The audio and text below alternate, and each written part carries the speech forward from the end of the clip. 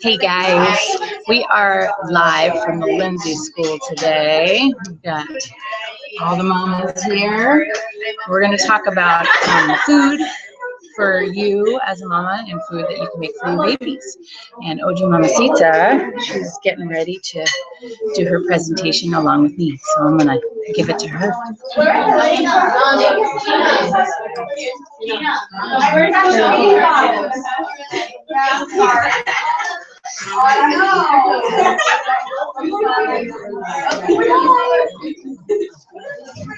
Okay, hello everybody. Hi, sorry we're starting a little bit late today, and as you can see, we've got some new elements. We've got microphones, and there's a microphone down on the bottom to record you girls. And then we're also live on Google Air, so that if you want to go back and watch it with your family or your caregivers, then by all means, if you want to leave it on the floor, that's fine, because that way you won't be the only person who hear. Okay, cool. So today we're going to talk about healthy baby food, and I want you to realize that when you make baby food for your baby, think about how that food can be used for the rest of the family. So there are tons of things online that you can find about how cheaper it is to make your baby food than buying your baby food. I consider myself a pretty decent cook. I knew nothing about how to make baby food when I had to make food for my son. So I figured, there you go. So you can only eat sopa so many days in a row, right? And then you got to mix it up. So before we begin, we got raffle tickets, and if you didn't get a raffle ticket, be sure and come up to us before we call the prize. Okay, because naturally to your door is a service here in San Diego that sources organic produce from the area, and then they deliver it to your door in a box. Yeah, it's super easy. So you can get the $28 box, and it just shows up on your door every week, and it's just got whatever happens to be in season. Or you can pick what you want, and then the price changes. But also at your door every week, super easy. So they're giving us a small box and some baby food making machines for you to take home. Yeah, and it'll show up at your door. So if I forget it, like Jean knows, I forgot her gift for the prize. It's really cool too, because I didn't know a lot about food until I started and I had a baby, but the CSA gives you like fruits and vegetables that you wouldn't normally see, so it's kind of cool to introduce you into new stuff that way, and it's also local, so it's not like being trucked in from home. It's from Chile. No, it's all the same. Anyone else?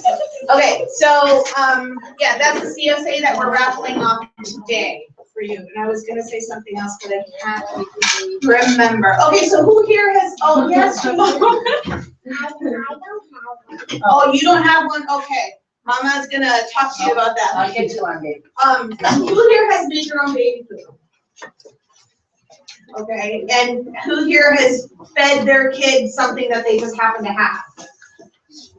It's all pretty much the same. You can go ahead and make food specifically for your baby and then use the leftover ingredients to make stuff for yourself. I also wanted to let you know that I went to some of the grocery stores that you girls said you shopped at to see what it was that you have access to. So we're going to just kind of give you a basic overview, and then you can have a ton of recipes at your access on the Facebook page later on. Okay, so we're going to start with the decision to feed your baby, to go from liquid to solid. So we have some points that you need to ask yourself before you start this process. First of all, not a good idea to start feeding solids to your kids before they're 6 months old. If you feed them solids before then, you're going to have possibly problems with indigestion, reflux, digestive issues. So just wait until their stomachs can handle it. Wait till 6 months. And then at 6 months, if your baby can sit up with some support, can they hold their head up without, like flopping over, Charlie Brown style? Does the baby reach or look at the food that you have in front of you or that somebody else has? Is the baby hungry all the time? Do you feel like they're not being satisfied? And has her birth weight doubled? Have they reached that milestone where the pediatrician's giving you the thumbs up? And can the baby put stuff in the mouth without it slipping out? So can they swallow? If you can answer the majority of these questions with yes, then you're ready to introduce solid foods to your baby. Any questions on this? No. Okay.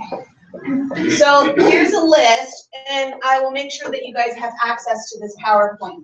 So these are the basic 10 best foods for babies. And we have squash and lentils. The majority of these things you can find at your grocery stores. We went to Wawa Brothers, and Super, and Bruno's. So That's not close. there you go. I was in your neighborhood. So all of these things you can pretty much find there to some degree. So you've got squash and lentils. Those too? Would you mind when you're going, translate it? Translate. Like calabaza. Oh, sure. So we have squash, which is calabaza. Various different types of squash. Here you go. And I got that at Bruno's, and it was organic.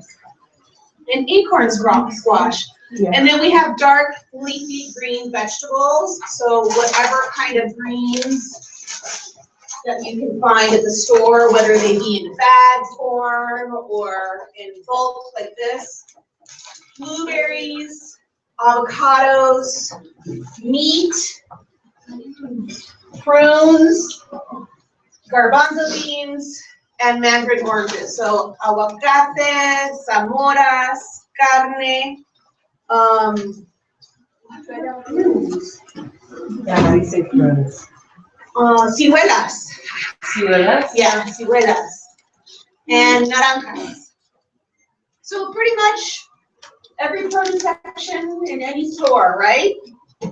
You can find some variation of these things.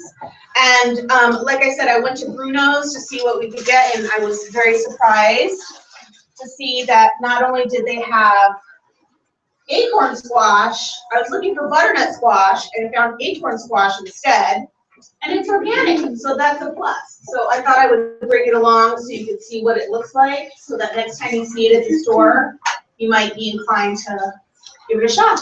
What's organic? Organic means that they don't use any chemical pesticides to keep the bugs off of the vegetables. With about like the chickens and cows. Right, Yeah. so those things get antibiotics, introduced in hormones, all these things that are gonna make them fat so that they'll get more meat or more milk. So I know for myself personally, when I stop drinking milk, I tend to lose weight, because guess what? The milk is full of hormones to make the cows fat. Guess who else is getting fat? It also screws with our system a little bit, in the sense of like, we'll kind of grow things in places that we shouldn't grow them, like men, they're actually growing boobs. Yeah. Or, it's really, they think that it's making it better because it's producing more, or it's producing more in bulk, but it's actually really a bad thing for us as a society, and we can see it in our society as unhealthy as we are. Through that. Okay, so we do have some foods to avoid for your baby. And I like to follow the general rule that if your great-grandmother, if your tatarabuela would not recognize something as food, don't eat it. Don't feed it to your kids.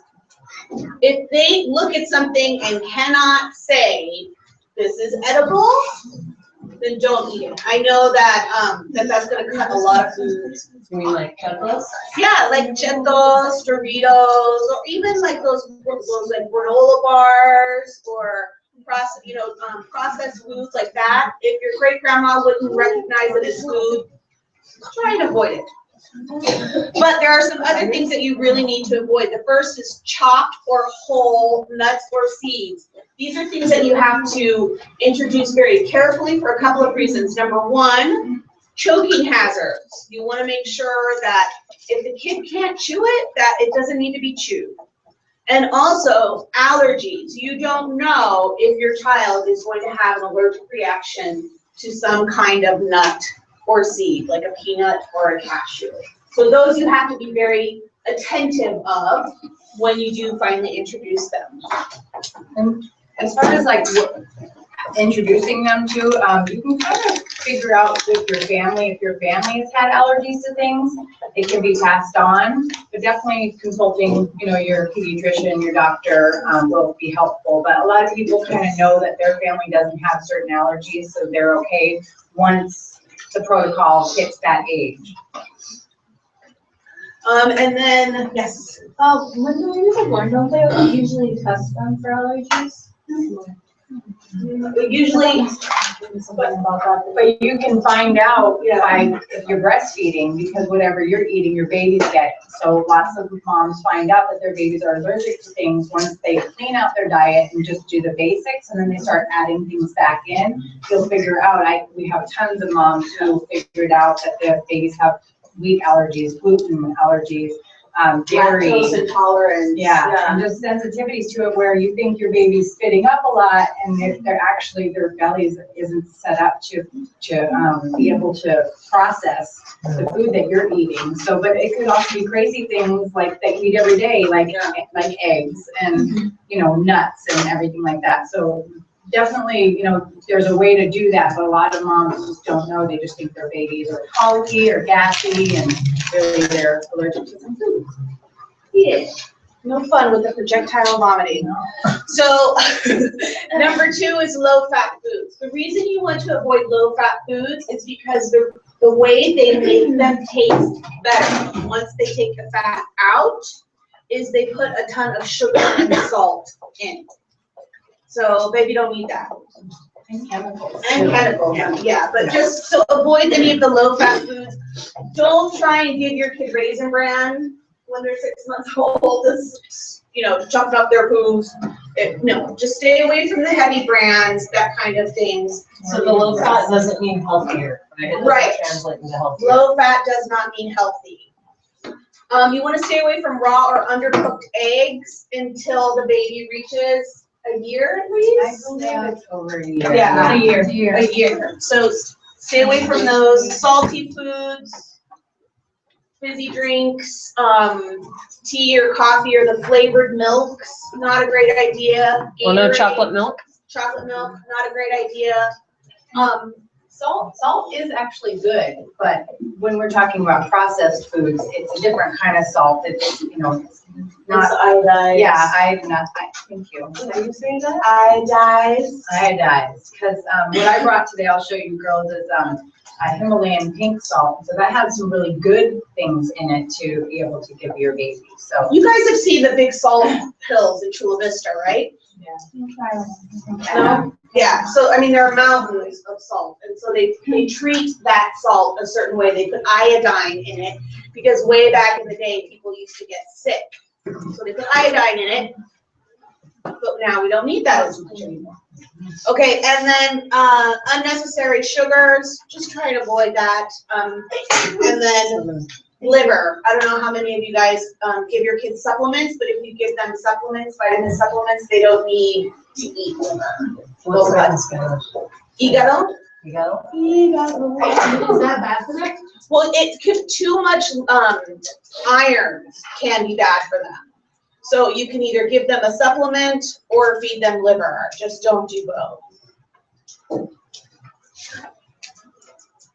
Okay, so we have for you here the basic contents of my kitchen and a few things from Mary Jane's.